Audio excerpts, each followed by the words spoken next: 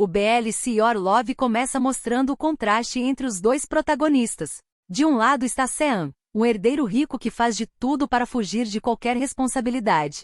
Do outro está Jonathan, seu assistente, que é quem segura tudo nas costas e tenta manter a situação sob controle o tempo todo. Em paralelo, a história apresenta Xiaopeng, um homem alto, bonito e com deficiência auditiva. Ele está tentando conseguir trabalho como cuidador de idosos, mas logo na entrevista se depara com o preconceito.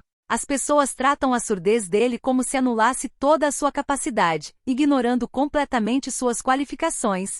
Tudo vira de cabeça para baixo quando Sean e Jonathan passam a ser perseguidos por capangas. No meio da fuga, Sean acaba esbarrando em Xiaopeng. No instinto, ele reage da pior forma possível, empurra Xiaopeng na direção dos agressores, usando o desconhecido quase como um escudo humano. Xiaopeng aguenta o impacto, entra em modo de luta e resolve a situação com as próprias mãos. Ele derruba os caras com firmeza, sem hesitar. Depois da confusão, puxa Sean para se esconder em um lugar completamente improvável, um túnel de parquinho infantil. Sean começa a reclamar, fala alto demais, e Xiaopeng tapa a boca dele para não chamar atenção. É a primeira cena em que a proximidade entre os dois cria uma tensão estranha, misturando irritação, choque e curiosidade. Quando eles finalmente saem do esconderijo, um detalhe deixa tudo ainda mais cômico. Tinta azul aparece na mão de Xiaopeng e no rosto de Sean. Ele acha graça.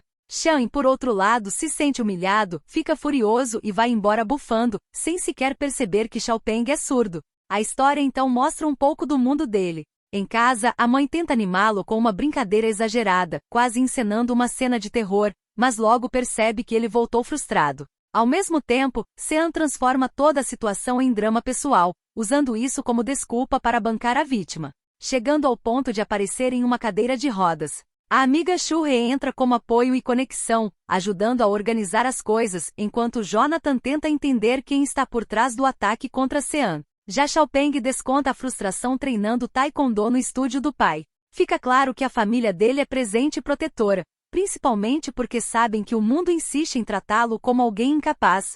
Mesmo assim, quando o pai oferece trabalho no estúdio, Xiaopeng recusa. Ele insiste que quer ser cuidador profissional. Quer conquistar isso por mérito próprio. Enquanto continua sendo seguido, Sean inventa de pedir delivery porque Jonathan se recusa a cozinhar. É aí que o destino cruza os caminhos dos dois novamente. Xiaopeng é justamente o entregador. Sean tenta se movimentar com a cadeira, se empolga demais e acaba praticamente caindo em cima dele. A comida vai pro chão, suja a roupa e vira um desastre completo. Ele pega Sean no colo e o leva para o banheiro para limpar toda a sujeira. Nessa sequência, a série entrega aquela tensão clássica: água, proximidade excessiva, constrangimento e provocação. Depois disso, Xiaopeng também toma banho para limpar a própria roupa. Ao sair do banheiro, Sean continua falando e provocando, achando que está sendo ignorado por escolha. Então Xiaopeng encerra o mal-entendido usando o celular para explicar que é surdo. Sean fica até animado, porque percebe que pelo celular, eles conseguem se comunicar. A partir daí, ele começa a agir como se tivesse contratado Xiaopeng ali mesmo, fazendo pedidos e dando ordens, como se ele fosse ficar ali para servi-lo. Só que a realidade é outra. Jonathan chega e entra em choque ao ver a bagunça e o risco que Sean criou ao deixar um estranho entrar em casa. Ele tenta explicar a situação, menciona que Xiaopeng é surdo, mas Xiaopeng já captou palavras soltas lendo os lábios. Ele entende termos como gangues e assassinato, o suficiente para perceber o perigo. Sem pensar duas vezes, decide ir embora antes de ser puxado para um problema que não é dele. Mas o destino não pretende separar os dois tão facilmente. Xiaopeng vai para outra entrevista, justamente no mesmo prédio onde Sean trabalha. Mais tarde, Sean o vê no saguão, bem no momento em que alguém explica que ele foi rejeitado novamente, simplesmente por ser surdo. O constrangimento é cruel. Abalado, Xiaopeng sai apressado e acaba deixando o currículo cair no chão. Sean manda Jonathan pegar. Em casa, ele lê o currículo com interesse, lembrando do que viu. Xiaopeng ajudando alguém em cadeira de rodas com naturalidade e cuidado. No meio disso, recebe uma ligação do primo que considera um irmão mais velho. Pela primeira vez, tenta falar sério sobre negócios e parecer responsável. Mas ele corta na hora, relembra um incidente no oceano, e deixa claro que ele sempre foi tratado como um problema dentro da própria família. Enquanto isso, Shu reaparece na casa dele, conversa usando linguagem de sinais, depois ela fica no quarto dele enquanto ele ajusta o currículo. A amiga insiste em oferecer um emprego como assistente, mas Xiaopeng defende o valor do trabalho de cuidado, como se estivesse lutando para ser visto de verdade. Xu He fala do próprio trabalho e aproveita para reclamar do rico inútil com quem está lidando. Está claramente falando de Sean, que vive dando cantadas nela e nunca faz nada direito. Ela sai cedo no dia seguinte, extremamente apressada. Quando a campainha toca, Xiaopeng pensa que é ela voltando, mas não é. Ao abrir a porta, quem está ali é Sean, acompanhado de Jonathan. Xiaopeng tenta cortar qualquer vínculo de vez e fecha a porta na cara dele.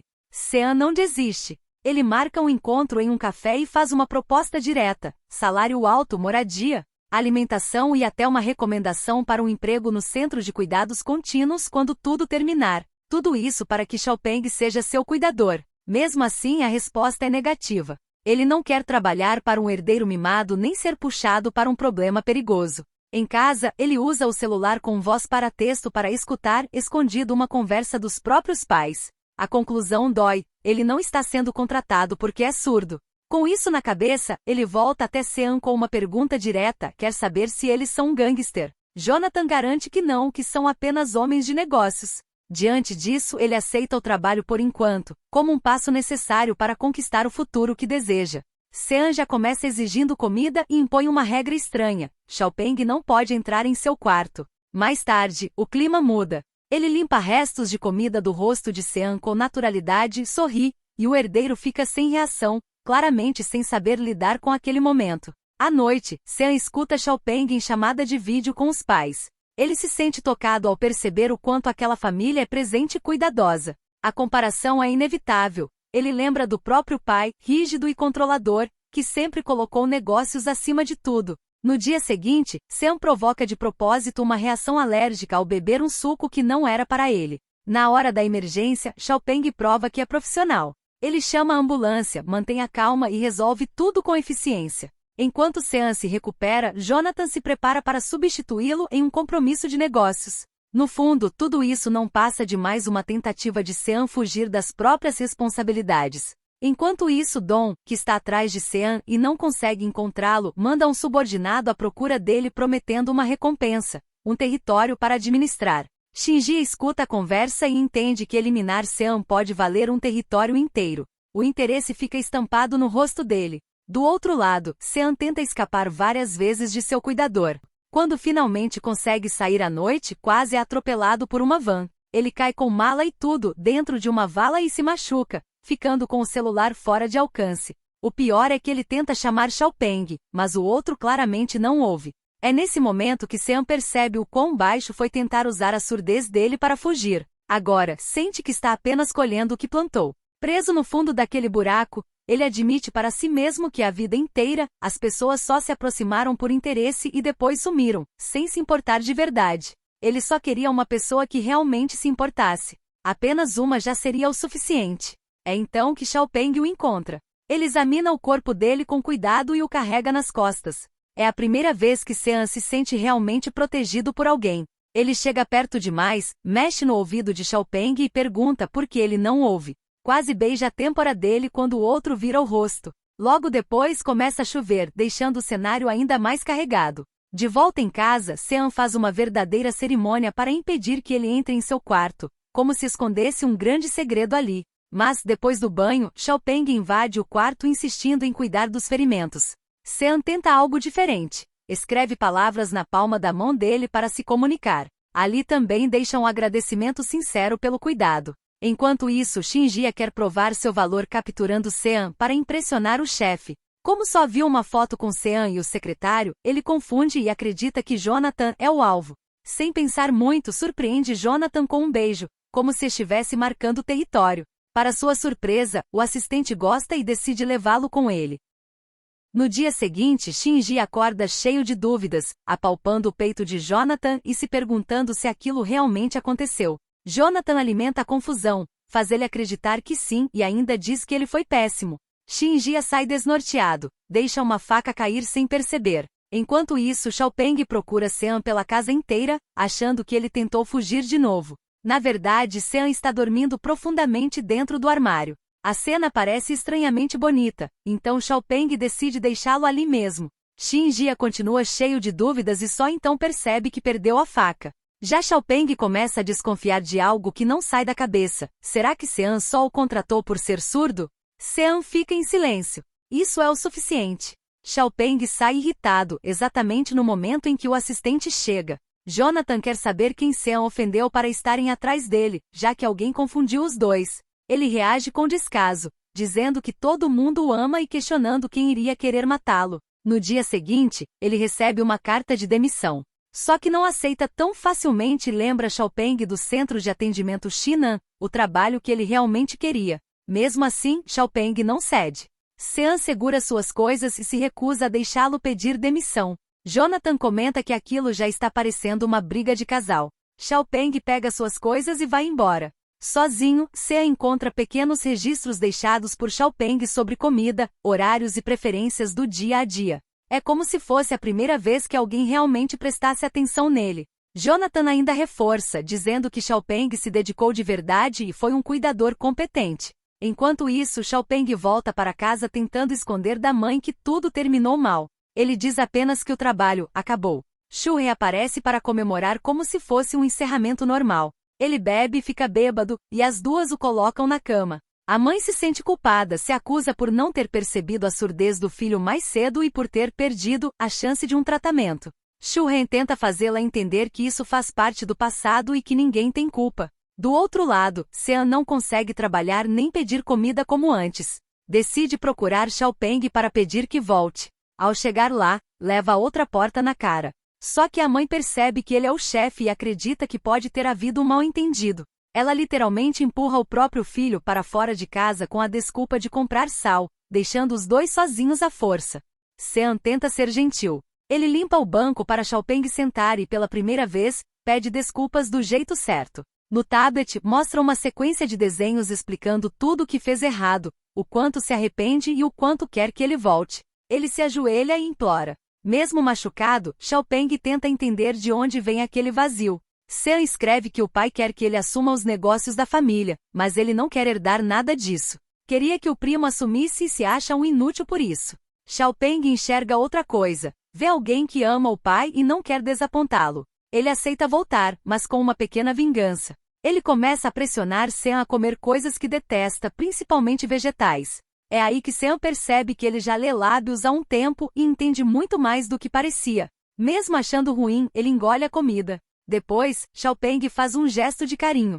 Sean tenta disfarçar, mas aquilo mexe com ele. Jonathan volta a entrar na mira de Shinjia. Ele aparece tentando recuperar a faca e ameaça, mas Jonathan reage, controla a situação e ainda provoca, ensinando como atacar alguém de verdade. Ele ainda sussurra que isso é 100 vezes melhor do que as habilidades de Shinjia na cama. Aí o cara recua furioso e desajeitado. O problema é que alguém observa tudo de longe. Um homem de moletom preto segue Jonathan, tentando chegar até Sean para entregá-lo ao chefe. No episódio seguinte, a história volta à conversa no parque. Sean tenta finalmente se comunicar de verdade. Ele começa a aprender linguagem de sinais na prática com Xiaopeng. Abre o passado, admite que a mãe já morreu e que sua infância nunca foi infância, foi treino, cobrança e um pai obcecado por trabalho. No tablet, ele escreve o que mais deseja: liberdade. Xiaopeng ensina o sinal do nome de Sean, ligado à ideia de voar, e reforça que ele vai conquistar essa liberdade. Jonathan volta ao bar, percebe movimentação estranha e sente que está sendo seguido. O homem de moletom preto continua no encalço. Shinji aparece do nada e atrapalha o plano. Jonathan leva ele para um quarto de hotel, amarra em um pilar, aponta a faca e tenta arrancar a verdade. Mas Shinji a surpreende, acerta Jonathan na cabeça, se solta, pega a faca e pensa apenas na recompensa. Na hora decisiva, ele trava. Desapontado consigo mesmo, rouba o relógio e a carteira e foge. No dia seguinte, Shu reaparece falando de trabalho, vê Xiaopeng ali e o puxa de lado, querendo saber o que ele está fazendo naquele lugar. Dessa vez, ele o defende, deixando claro que Sean não é apenas um chefe mimado. A conversa em sinais entre os dois vira intimidade. Sean observa de longe e começa a sentir ciúmes. Naquela mesma noite, ele decide aprender sinais com determinação. Xiaopeng passa e observa, achando a cena até bonita. Os dias seguem assim. Sean luta para entrar no mundo dele, focado em aprender a língua de sinais, e Xiaopeng se surpreende com a rapidez. Sean confirma, Ele é bom em aprender linguagens, principalmente a dele. Essas palavras emocionam Xiaopeng, que logo nota que ele anda com dor nas costas, provavelmente por dormir no armário. Sean explica a origem disso. Desde criança ele só conseguia dormir dentro do armário. Era o único lugar onde podia fazer o que quisesse e onde o pai não tinha controle sobre ele. Aquilo virou um refúgio. Hoje ele carrega até uma tatuagem de barco no braço, como se fosse uma promessa de fuga marcada no próprio corpo. Em um movimento rápido e inesperado, os dois acabam se beijando. É impulsivo, acontece sem planejamento. O coração acelera, os dois ficam sem reação e claramente sem jeito. Para fugir do assunto, Xiaopeng diz que vai dar uma olhada nos lanches, usando isso como desculpa para quebrar o clima.